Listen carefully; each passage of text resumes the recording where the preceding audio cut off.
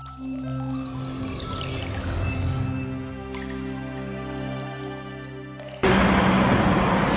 門攻略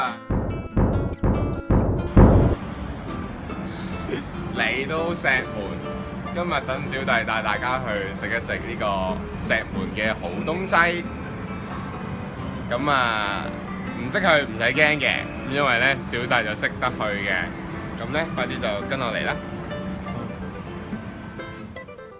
！C 出口直接望到呢個新起嘅京穗廣場咧。咁喺前面直行就可以去到㗎啦。其實石門真係有好多頹飯食嘅，咁你見到啦，後邊就會有大快活食啦。咁我導遊介紹不俾你嘅呢，就一定唔會係啲咩垃圾頹飯啦。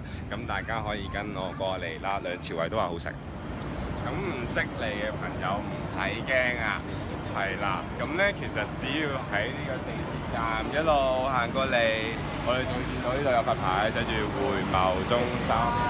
咁喺會貿中心轉入去咧，我哋就可以去到呢個紅磚啦。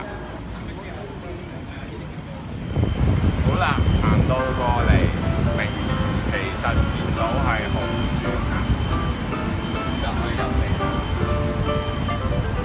嗱，正所謂1分錢1分貨，咁導遊咧就唔會帶你食頹飯嗰啲價錢㗎啦。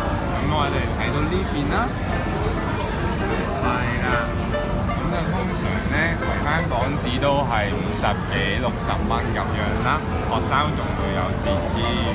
咁咧我哋依家咧就可以出去買嘢食。我導遊從來都唔自私嘅。嗱，大家都見啦，圖片咧雞乸咁大件字寫住話鴛鴦奶茶，即係話俾你聽呢度鴛鴦奶茶係好飲㗎啦，所以我一定要飲呢杯鴛鴦奶茶，加3蚊啫嘛，唔係好貴。石門小攻略，咁其實如果大家冇時間嘅話咧，都唔好嚟呢間嘢度食啦，因為咧其實咧等咧係需要時間嘅。其實我哋已經等咗15分鐘，個餸仲係未嚟嘅，咁所以咧冇時間1個鐘頭食lunch嘅話咧，千祈唔好嚟呢間嘢食啦。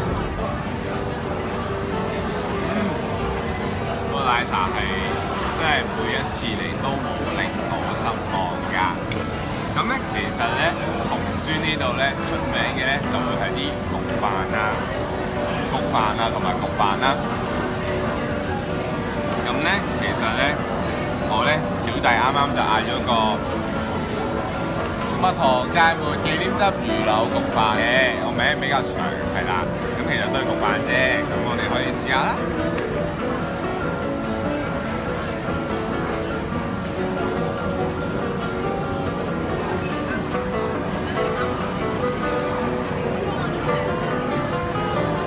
哇！梁朝偉都話好味啊！石門小攻略係啦，如果咧係讀你自己個人食嘅話咧，咁咧可以見到啦，我哋呢度會有 B WiFi 無線上網加 USB 插頭嘅，咁咧所以咧嚟到食飯就唔驚自己個人讀咁 lonely 啦。